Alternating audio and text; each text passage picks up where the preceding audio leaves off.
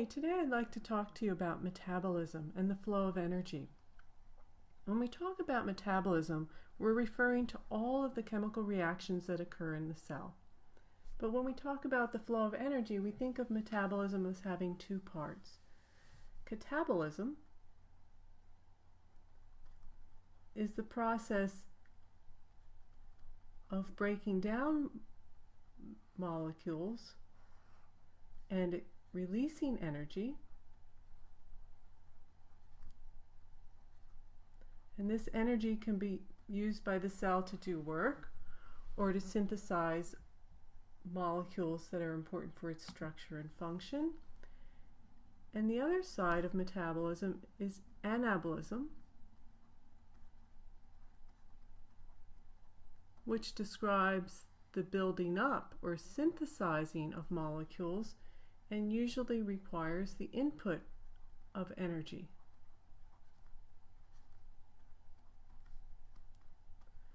And to see how the flow of energy works in metabolism, let's look at each of these parts of metabolism separately. So when we eat energy-rich foods like fat, carbohydrates or carbs, and protein, there are a series of chemical reactions in the cell that end up extracting energy and breaking these molecules down into energy depleted molecules like carbon dioxide, water, and ammonia. So these are low energy molecules.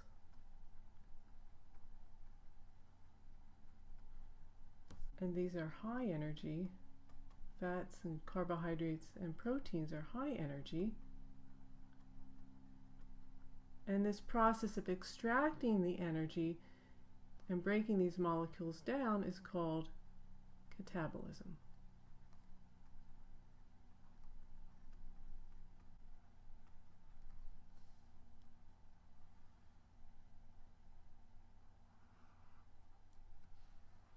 And during this process of breaking down these molecules, electrons and protons are extracted, and these are used to generate the currency, energy currency of the cell, which is ATP.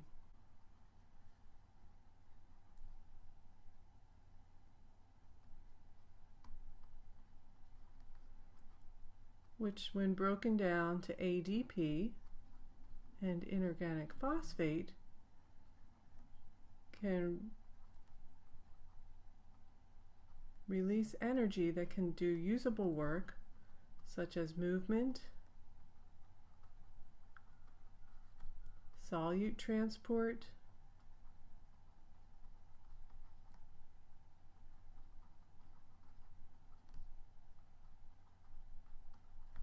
or biosynthesis of molecules like DNA and fats and proteins. And we remember that the synthesis of biomolecules is actually anabolism. That requires the input of energy. And in anabolism, electrons and protons often have to be added back.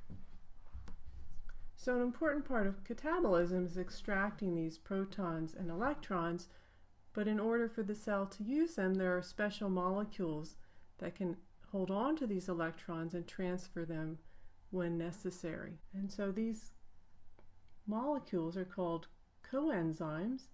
NAD+ can accept 2 electrons and 1 proton in catabolism to form NADH, and then that can be used in the process of generating ATP.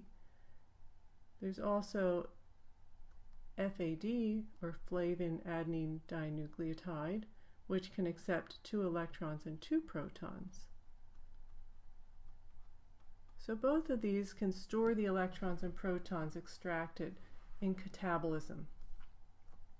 And then when you have anabolism, you have to be able to put these electrons and protons back. And this can be done by the reduced forms of these cofactors. One of them used in synthesis of fats is NADPH, which can transfer its electrons and then form NADP+. So these electron acceptors and donors are important in the process of extracting energy from those high energy molecules. Another important molecule in metabolism is acetyl coenzyme A.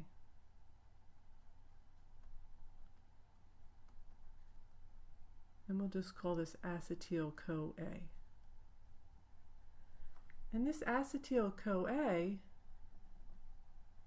is important because it can be used to extract energy from molecules, which can then be used to synthesize ATP, or it can be used as a precursor in biosynthesis. So this acetyl-CoA can either participate in catabolism or anabolism, and those sets of reactions that can either undergo catabolism or anabolism are called amphibolic.